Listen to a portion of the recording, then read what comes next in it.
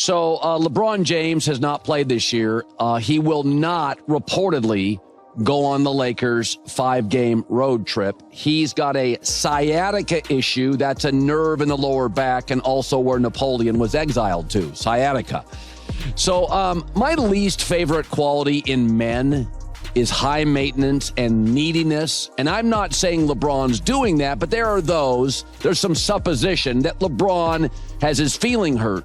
Oh, I'm hurt. Oh, my neck, my back, my neck and my back. Oh. The NBA just dropped a ratings report that has everyone talking. Viewership numbers are through the roof, hitting levels we haven't seen since 2010. But here's the twist that nobody saw coming. The league's so-called king is nowhere to be found, and the numbers don't lie about what that really means. Let's talk about what just happened. The NBA released official viewership data for the first 2 full weeks of the season, and it's absolutely shocking. We're looking at a massive 92% increase compared to last season. And that's not a typo, 92%. The league is pulling in viewers at levels we haven't seen in over a decade, specifically since 2010, when Kobe Bryant was still running the show. To understand how big this turnaround is, you need to know just how bad things got. Last year, regular season viewership across national platforms dropped to 1.53 million viewers per game.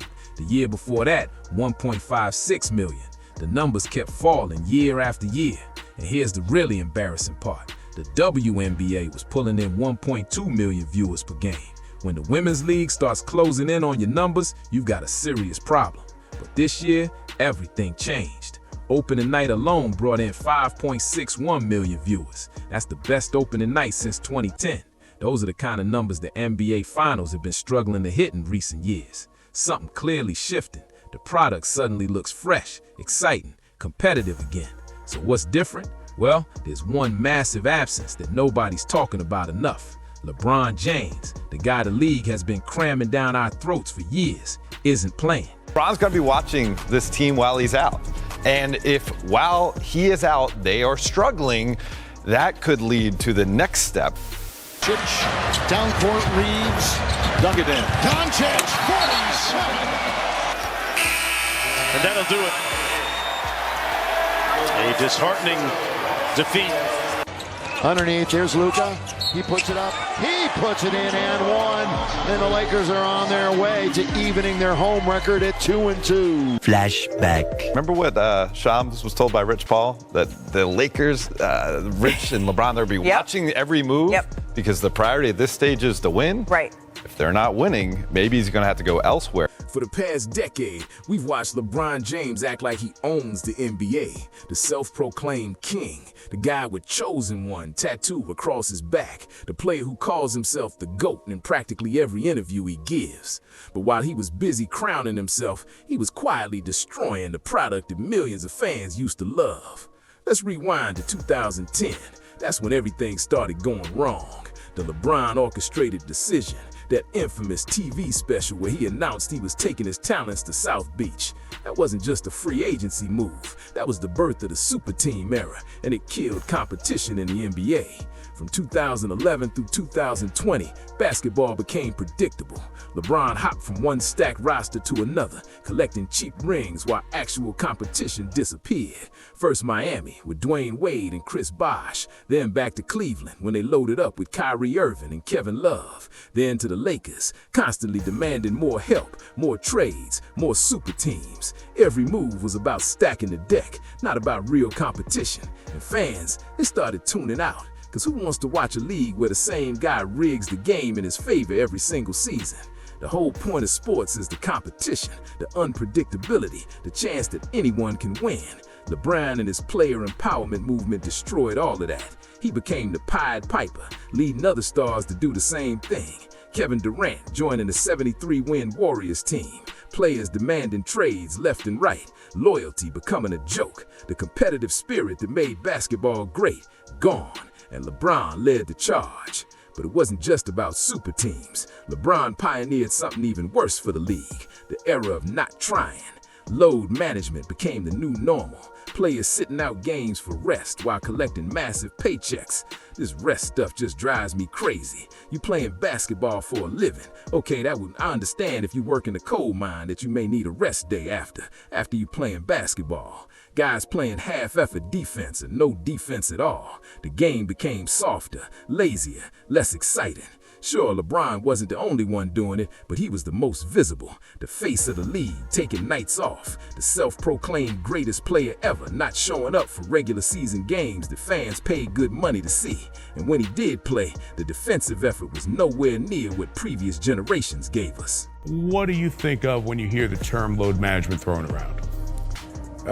It shouldn't be needed, first and foremost. You know, I never wanted to miss a game because it was an opportunity to prove.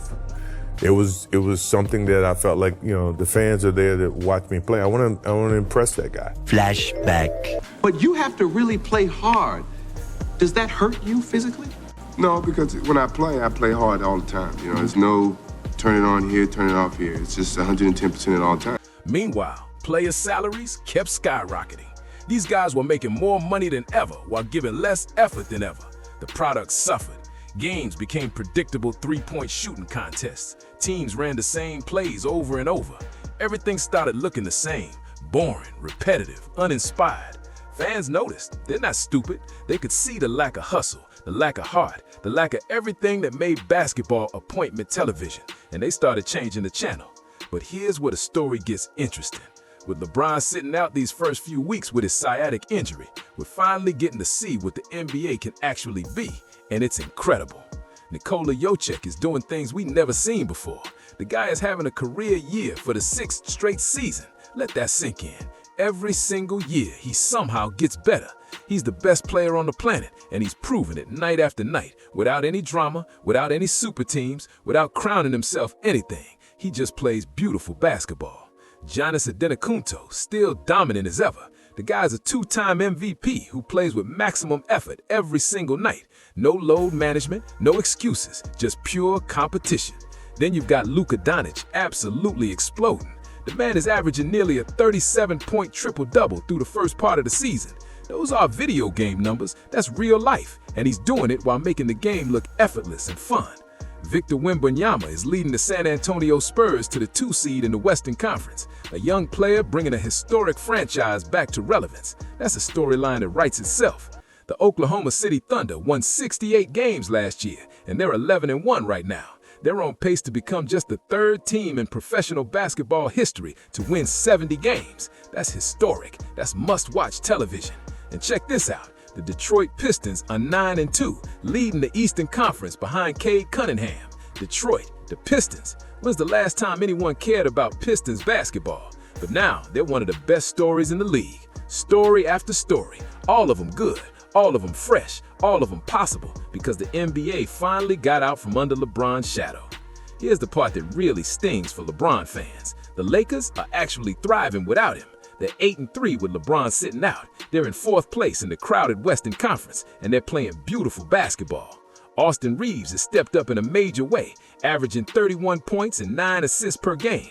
The kid is balling out, showing everyone what he can do when he's not standing in the corner waiting for LeBron to decide whether to pass him the ball.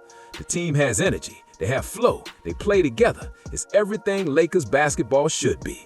But now comes the bad news. LeBron is reportedly nearing a comeback. He's been practicing with the Lakers' G League affiliate, ramping up for a return that could come any day now. And you have to wonder, when he comes back, where does this team go? History suggests there's nowhere to go but down. Once LeBron returns, you know what's going to happen.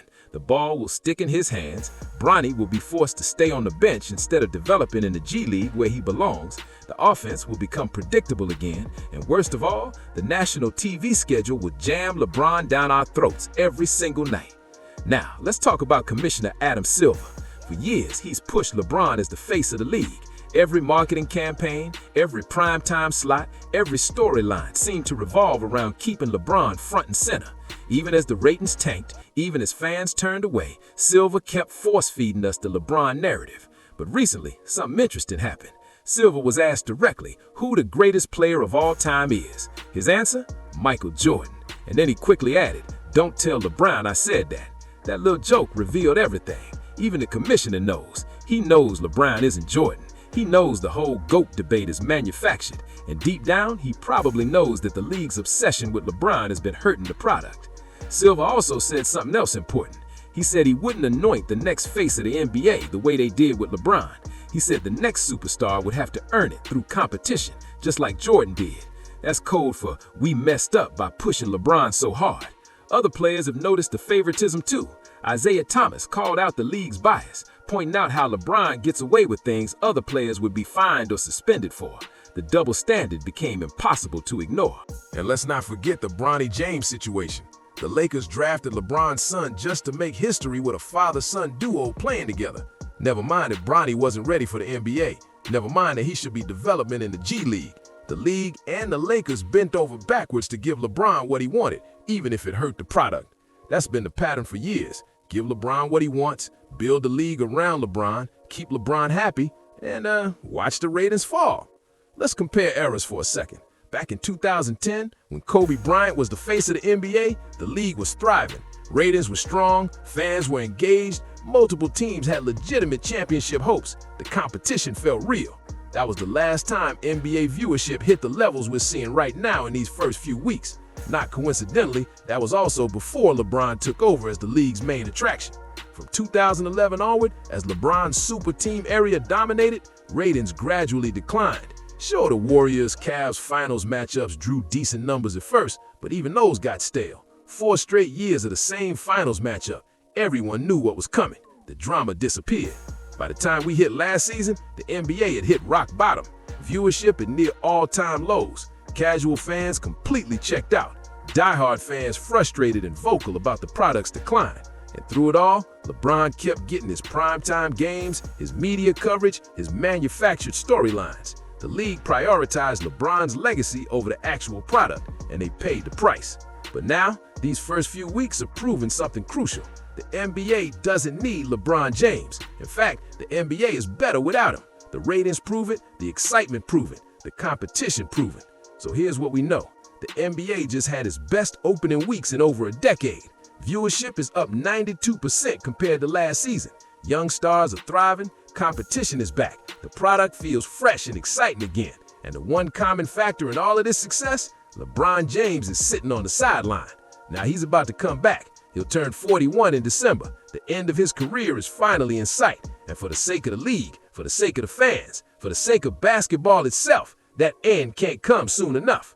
Adam Silver won't admit it publicly, he can't, but these ratings tell the whole story. LeBron James's era nearly destroyed the NBA, and the league's revival is happening precisely because he's not playing. The path forward is clear. Stop forcing outdated narratives. Stop protecting one player at the expense of everyone else. Let the young stars shine. Let competition be real again. Let the best product win. These 3 weeks without LeBron have shown us what's possible. The NBA can be great again, but only if they're willing to turn the page and move on from the self-proclaimed king who's been holding them back for over a decade.